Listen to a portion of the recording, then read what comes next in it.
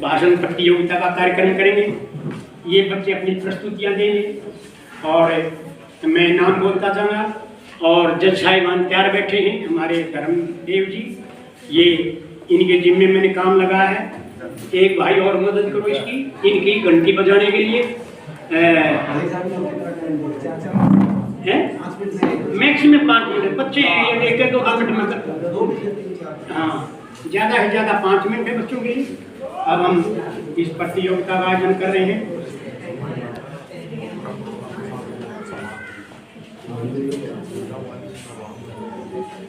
प्यारे बच्चों, मेरी 79 साल आयु चल रही है, 79। अगर आप देख रहे हो कितनी देर से बोल रहा हूँ और मैं यहाँ सारी रात हो गया, सारी तैयारी करनी अचानक शिफ्ट के बाद कुछ में थोड़ा समय लग गया। तो अब आप प्रतियोगिता का कार्यक्रम आप देखिए। ये प्रतियोगिता का कार्यक्रम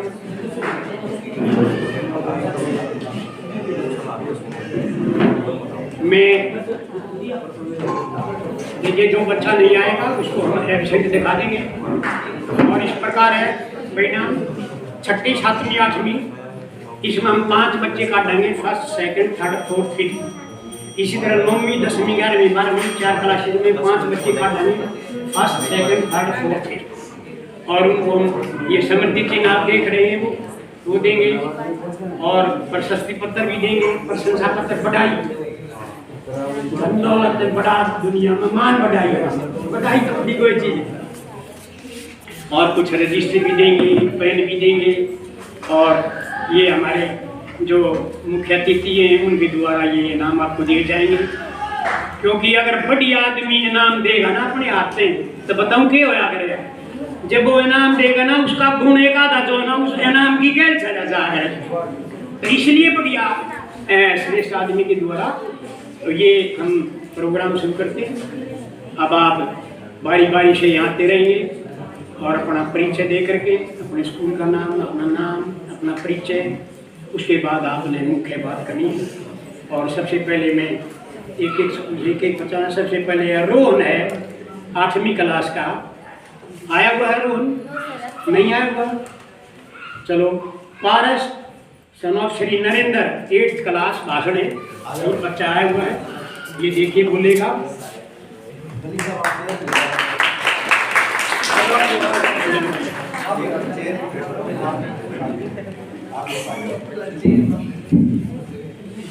बैठे रहो,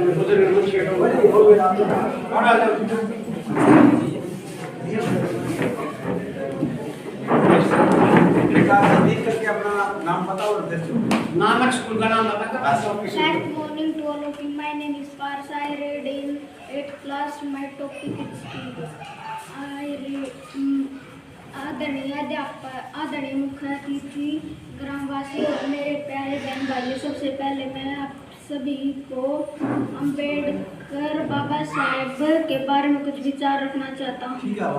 डॉक्टर अम्बेडकर का जन्म 14 अप्रैल 1891 को मध्य प्रदेश में हुआ। डॉक्टर अम्बेडकर का पूरा नाम भीमराव रामजी अम्बेडकर था। उनके पिताजी का नाम रामजी मालोजी सकपाल था। उनकी माताजी का नाम भीमाबाई रामजी सकपाल था। उन्होंने विदेश के विभिन्न विश्वविद्यालयों में पढ़ाई की।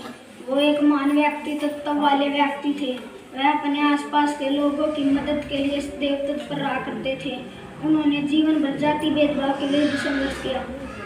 सन 1947 में उनकी नियुक्ति कानून मंत्री के रूप में हुई थी। हम लोग उनके जन्म दिवस को अम्बेडकर जयंती के रूप में मनाते हैं।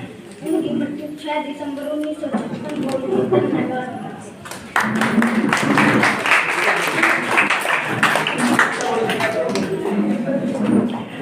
बैठ गया, मैं बैठ गया, मैं खड़े ठीक से।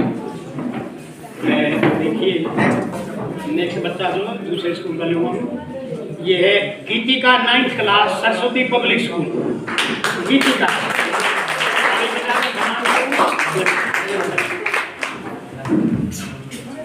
मेरा नाम गीतिका है। मैं सरस्वती पब्लिक स्कूल की 9वीं कक्षा की छात्रा हूँ।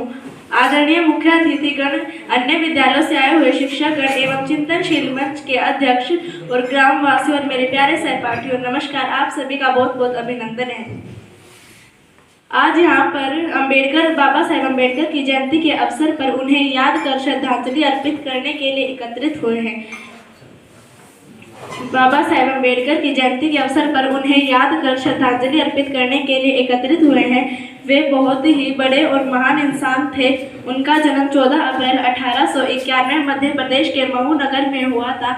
ऐसा नहीं कि जो इतने अभावों में ऐसा काम नहीं कर सकते, जो जिगरा और जो समर्पण, जो त्याग उन्होंने किया वो हम करना तो दूर सोच भी नहीं सकते।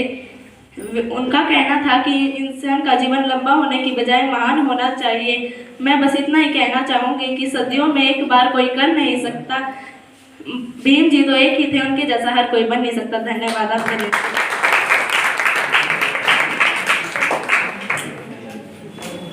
अब SCR सेंटर है। साक्षी मलिक, डॉक्टर श्री मुकेश, 12वीं क्लास आई हुई है। आ जाओ बेटी।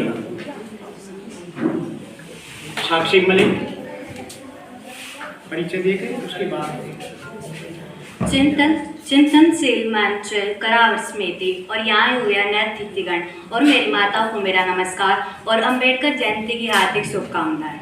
मैं आज आप सबको एक ऐसे शख्स के बारे में बताना चाहूँगी जो आज हमारे बीच में ना होकर भी उनके द्वारा किए हुए कार्यों के कारण आज भी हमारे दिल में है। आज भी हमारे दिल में उनके लिए उपकार की भावना है। जी हाँ, मैं बात कर रही हूँ डॉक्टर भीमराव अम्बेडकर की। डॉक्टर भीमराव अम्बेडकर एक ऐसी हस्ती है जिन्होंने अपने जीवन में अनगिनत संघर्ष किए हैं। उन्हीं संघर्षों के परिणाम स्वरूप आज भारत के प्रत्येक नागरिक को समान सम्मान व समान अधिकार प्राप्त है। डॉक्टर भीमराव अम्बेडकर का जन्म 14 अप्रैल 1891 को मध्य प्रदेश में हुआ था। वह मात जाति से संबंध रखने वाले एक साधारण बच्चे थे, किंतु उनकी सोच को साधारण कहना उचित नहीं होगा, क्योंकि छोटी सी उम्र में उन्होंने उस समय समाज में मौजूद कुरीतियों के खिलाफ अपना मंतव्य बना लिया था। उन्होंने ठान लिया था कि वह पढ़ लिखकर इन कुरीतियों को समाप्त कर देंगे।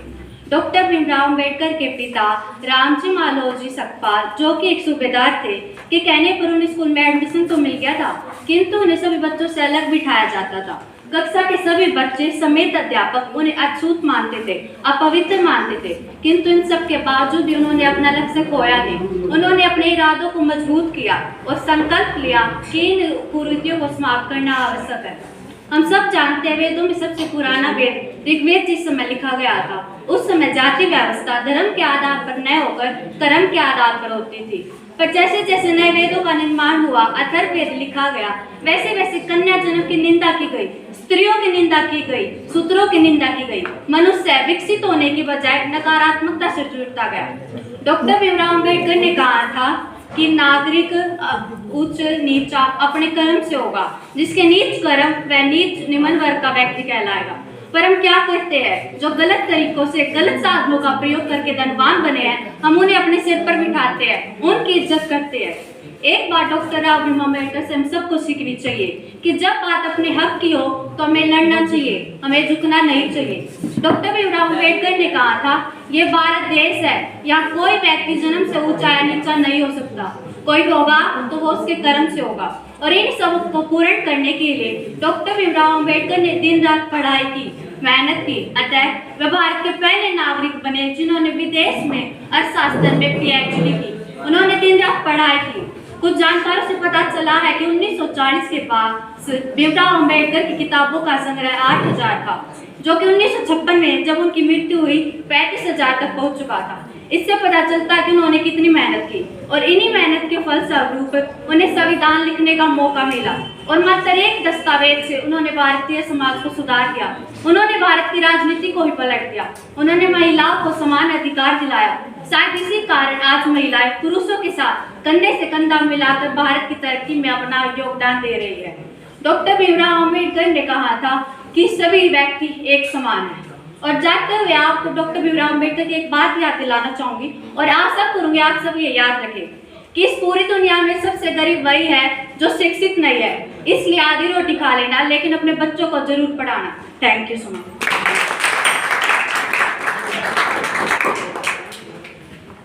डॉक्टर अम्बेडकर की एक लाइन बता देता हूँ। धर्म मनुष्य के लिए है, न कि मनुष्य धर्म के लिए। ये अम्बेडकर जी की लाइन है। तो अब आगे हम इसमें चल रहे हैं। Government girls senior secondary school लड़की आशा, आइए बेटी आ जाओ। ये government girls senior secondary school Asha लड़की 9th क्लास की है। ये अपने विचार व्यक्त करेगी, देखियो कैसे बोलती। Very good. सभी को मेरा नमस्कार। मेरा नाम आशा है। मैं राजकीय कन्या वरिष्ठ माध्यमिक विद्यालय से 9वीं कक्षा की छात्रा हूँ। आप सभी जानते होंगे आज 14 अप्रैल को भीमराव अंबेडकर जी की जयंती है। मैं उसके बारे में आपके सामने कुछ प्रस्तुत करना चाहती हूँ। आप सभी से आशा है कि आपको मेरा भाषण अच्छा लगा होगा। किसी व्यक्ति की महानता इससे तय नहीं होती कि वो अपने लिखी ऊंचाइयों को छुपाया, बल्कि महान लोग दूसरों के लिए किस तरह जिए और उनके लिए क्या अपनाया और क्या त्याग कर सब कुछ उन्हें महान और शिक्षाप्रद बना देता है। ऐसे ही थे बाबा साहेब डॉक्टर भीमराव अंबेडकर, जिन्होंने अपने जीवन में जातिवाद का दंश झेलते उच्च शिक्षा प्राप्त की। उसके बाद उन्होंने अपना पूरा जीवन पिछड़े और वंचित उत्थान में लगा दिया। उन्हें मानने वाले यूं ही उन्हें भगवान का दर्जा नहीं देते। उनका जन्म 14 अप्रैल 1891 में मध्य प्रदेश के महू नामक स्थान पर हुआ था।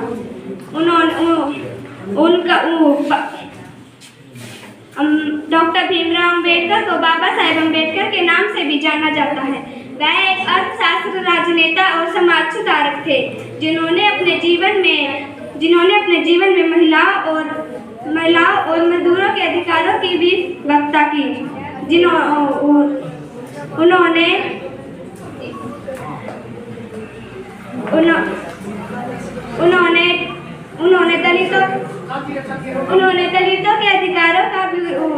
दलितों के अधिकारों के लिए लड़ाइयाँ लड़ी, जिनके कारण उन्हें अछूत माना जाता था। कुछ हिस्सों में उन्हें आज भी अछूत माना जाता है।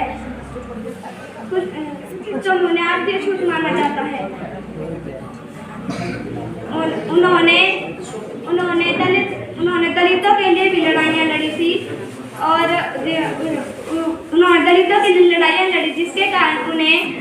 जिसके कारण उस लड़ाई के कारण वे आज अमर है।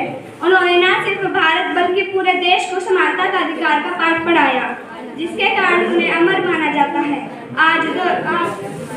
आज 14 अप्रैल 2024 को इस चिंतनशील खरावण में सभी डॉक्टर भीमराव अंबेडकर की जयंती मना रहे हैं। उनके याद में हर साल 14 अप्रैल को उनकी जयंती मनाई जाती है। धन्यवाद। अब आगे केवीएस स्कूल की छात्रा है दिव्या, डॉक्टर श्री महिपाल 12वीं क्लास की परीक्षा दे रही हैं। अब वो आएंगी, अपने विचार व्यक्त करेंगे। दिव्या।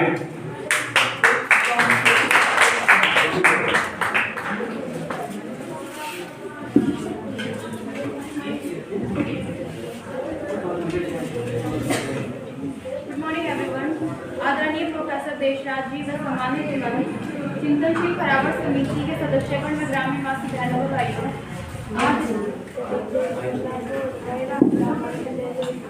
आज भीमराव अंबेडकर जी की 133वीं जयंती पर मैं आपको कुछ विचार प्रकट करना चाहती हूँ। अपने उनके बारे में जो कुछ भी कहा जाए इतना ही कम होगा, लेकिन कुछ विचार हैं जो मैं आपको बताना चाहती हूँ। डॉक्टर भीमराव अंबेडकर जी का जन्म 14 अप्रैल 1891 को मध्य प्रदेश के महू जिले में हुआ। इनके पिताजी का नाम रामजी मालोजी था। इनकी माताजी का नाम भीमाबाई था। यह 14 भाई बहन थे और भीमराव अंबेडकर जी इनकी 14वीं संतान थी। उनका जन्म जिस परिवार में हुआ था उसे समाज में अछूत माना जाता था। इस वजह से उन्हें जीवन में कई परेशानियों का सामना भी करना पड़ा। आरंभिक शिक्षा उन्होंने भारत से प्राप्त की। उच्च शिक्षा के लिए वे न्यूयॉर्क चले गए और बाद में लंदन भी गए। उनके पास 32 डिग्रियां भी थी। उन्हें 9 भाषाओं का ज्ञान भी था। वह लगातार 18 घंटे अपनी पढ़ाई में ही व्यतीत करते थे। जैसा कि उन्होंने बचपन से ही जाति के आधार पर काफी भेदभाव झेला था, वे इस भेदभाव को रोकना चाहते थे। वे जाति प्रथा को हटाना चाहते थे और वह अपनी इस सोच पर खरे भी उतरे। वह अपनी कड़ी मेहनत से भेदभाव रोकने में सफल रहे। फिर 1955 के दौरान उनका स्वास्थ्य बिगड़ गया और 6 दिसंबर 1956 को दिल्ली में उनके घर पर नींद में ही उनकी मृत्यु हो गई।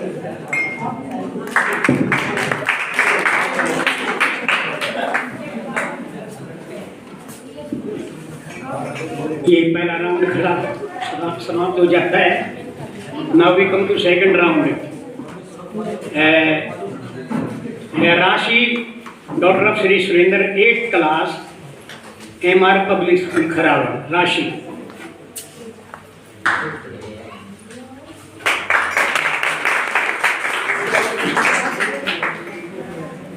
Best morning to all of you. My name is Rashi Aridix. 8th class today my topic is speech. आदरणीय अतिथिगण, ग्रामवासियों, मैं मेरे प्यारे बहन भाइयों, मैं आप सभी को सादर प्रणाम करती हूँ। मैं राशि कक्षा 8 की छात्रा डॉक्टर भीमराव अम्बेडकर जयंती पर भारत रत्न बाबा साहेब के बारे में कुछ विचार रखना चाहती हूँ। डॉक्टर भीमराव अम्बेडकर भारत के महान नेता थे। उनका जन्म 14 अप्रैल 1891 को मध्य प्रदेश के महू में हुआ था। उनका पूरा नाम भीमराव रामजी अम्बेडकर था। उनके पिताजी का नाम रामजी मालोजी सकपाल था। उनकी माताजी का नाम भीमाबाई सकपाल था। विदेश जाकर अर्थशास्त्र में PhD करने वाले वह पहले भारतीय थे। अछूत होने के कारण उन्हें कई परेशानियों का सामना करना पड़ा। उनका कहना था कि मुझे वह धर्म पसंद है जो हमेशा स्वतंत्रता, समानता और बंधुता सिखाता है। वह स्वतंत्र भारत के पहले कानून मंत्री थे। उन्होंने दलितों के अधिकारों के लिए बहुत संघर्ष किए थे। उन्होंने 1956 में हिंदू धर्म त्याग कर बौद्ध धर्म अपना लिया था। उनकी मृत्यु 6 दिसंबर 1956 को हुई थी। उन्हें 1990 में भारत रत्न से सम्मानित किया गया था। वह हर भारतवासी के दिल में हमेशा अमर रहेंगे। अंत में मैं इन चंद लाइनों में बाबा साहेब का आभार व्यक्त करना चाहूंगी। आज का दिन है बड़ा महान, बनकर सूरज चमका एक इंसान, कर गए सबके भले का काम, बना गए हमारे देश का संविधान। धन्यवाद।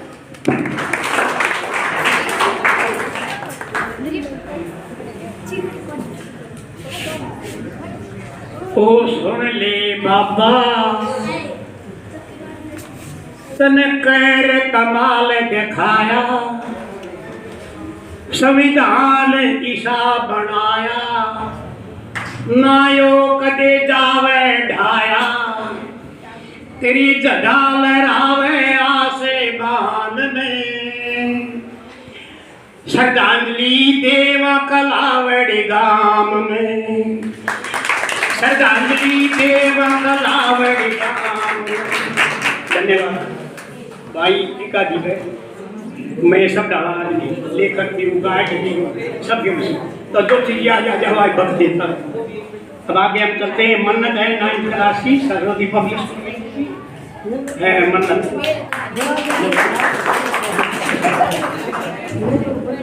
गरज उठे गगन सारा, समुद्र छोड़े अपना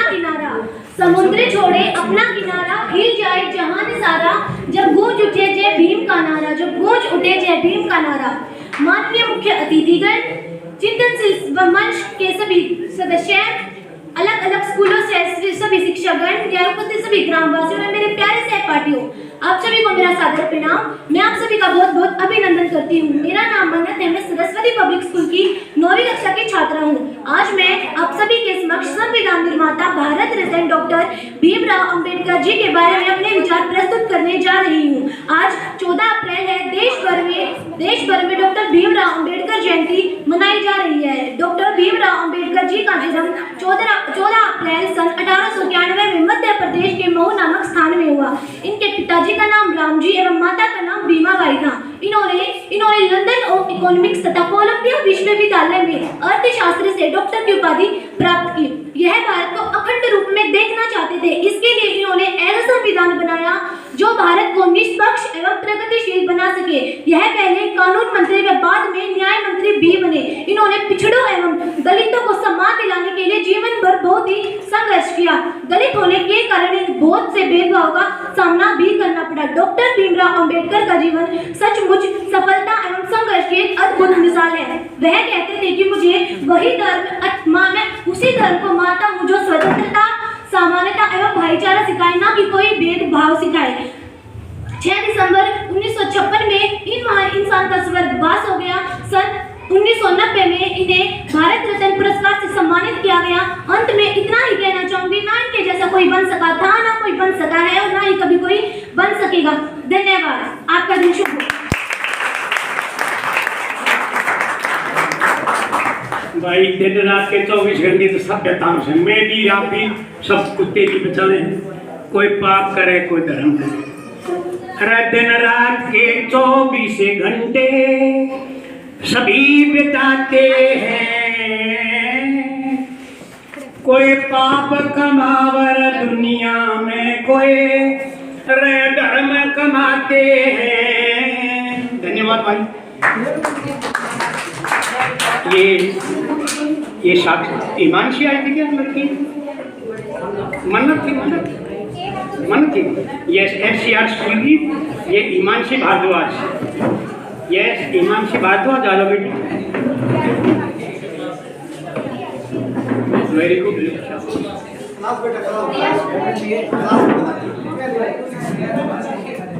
चिंतनशील मंच खरावट समिति के आदरणीय अध्यक्ष महोदय, संरक्षक समिति के अन्य सदस्य व बाहर से आए हुए अतिथिगण, सभी को मेरा नमस्कार। मैं SCR सेंटर की कक्षा 12वीं की छात्रा हिमांशी आप सभी का इस भाषण प्रतियोगिता में स्वागत करती हूँ। जैसा कि हम सब जानते हैं कि आज हम भाषण प्रतियोगिता करने, अंबेडकर जयंती मनाने यहाँ आए हैं।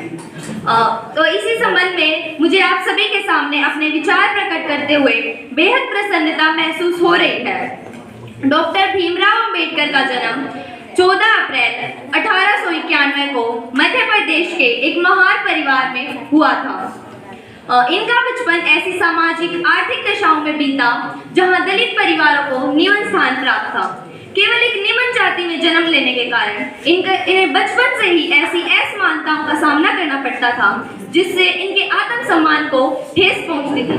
केवल इतना ही नहीं, उस समय पर ऊंची जाति के लोगों द्वारा दलित जाति के लोगों का शोषण करना केवल एक सामान्य बात थी। उन्हें हर प्रकार से छोटा व असहाय महसूस करवाने के लिए मजबूर किया जाता था। उन्हें सार्वजनिक स्थानों पर भी जाने की अनुमति नहीं दी जाती थी। इसी भेदभाव को खत्म करने के लिए बाबा साहेब अम्बेडकर ने संघर्ष करना आरंभ किया। इसी संबंध में एक किस्सा है महाड़ का सत्याग्रह। वर्ष 1927 20 मार्च को बाबा साहेब ने दलित परिवारों को उनका अधिकार दिलाने के लिए महाराष्ट्र के रायगढ़ जिले में यह आंदोलन चलाया था। उस दिन दोपहर के समय लगभग 1000 के करीब दलित समाज के लोग उस तालाब के पास मौजूद थे। उस तालाब को छूने तक का अधिकार दलित परिवारों को नहीं था। उसी अधिकार को दिलाने के लिए बाबा साहेब स्वयं सीढ़ियों से नीचे उतरकर जब उन्होंने उस तालाब का पानी पिया तो उन्होंने यह सिद्ध कर दिया कि सभी मनुष्य एक समान हैं, सभी मनुष्यों को मानवीय अधिकार प्राप्त है। यही बात करें बाबा साहेब की शिक्षा की, उन्होंने मुंबई से BA की शिक्षा पूरी की थी। आगे की शिक्षा के लिए वे अमेरिका चले गए और उन्होंने कोलंबिया विश्वविद्यालय में दाखिला लिया। फिर अब इंग्लैंड से अपनी BA और मास्टर्स की डिग्री प्राप्त करके वर्ष 1923 में वे भारत लौट आए। भारत में उन्होंने बॉम्बे के उच्च न्यायालय में वकालत का काम शुरू किया। वकालत का काम शुरू करने के साथ साथ वे लोगों को सार्वजनिक कार्यों तथा शिक्षा का महत्व भी समझाते थे। जिस समय पर इस पुरुष प्रधान समाज में एक स्त्री को केवल पैर की जूती के समान अधिकार प्राप्त था, उस समय पर केवल बाबा साहिब ने ही स्त्री शिक्षा तथा स्त्री सम्मान के लिए आवाज उठाई। उनका जीवन शोषण के विरुद्ध आवाज उठाते हुए व्यतीत हो गया। उनके नारे शिक्षित बनो, संगठित रहो तथा संघर्ष करो ने दलित परिवारों में एक जान सी फूंक दी थी। वे चाहते थे कि महिला वर्ग तथा पिछड़ा वर्ग आर्थिक रूप से विकसित हो तथा शिक्षा प्राप्त करे। उन्हें हमारे देश के संविधान का रचयिता भी कहा जाता है क्योंकि उन्होंने हमारे देश के संविधान को ऐसे व्यवस्थित उपस्थित किया था, जिससे हमारे देश में महिला वर्ग, पिछड़े वर्ग व निम्न वर्ग के हितों की रक्षा हो सके। उनका मानना था कि जब तक हम सामाजिक स्वतंत्रता प्राप्त नहीं कर लेते, तब तक कानून चाहे हमें कैसे भी स्वतंत्रता दे दे, वो हमारे किसी काम की नहीं। इसी के साथ उनके अनेक प्रयासों से हमें शिक्षा मिलती है कि कोई भी व्यक्ति उनके धर्म, जाति, जन्म स्थान से बड़ा या छोटा नहीं होता। अगर वो बड़ा या छोटा कहलाता है तो उसके कर्मों से। हमें भी जातिवाद और धर्मवाद को भूलकर आपसी भाईचारे को बढ़ावा देना चाहिए। इसी के साथ मैं अपने शब्दों में विराम देती हूँ। जय भीम, जय भारत।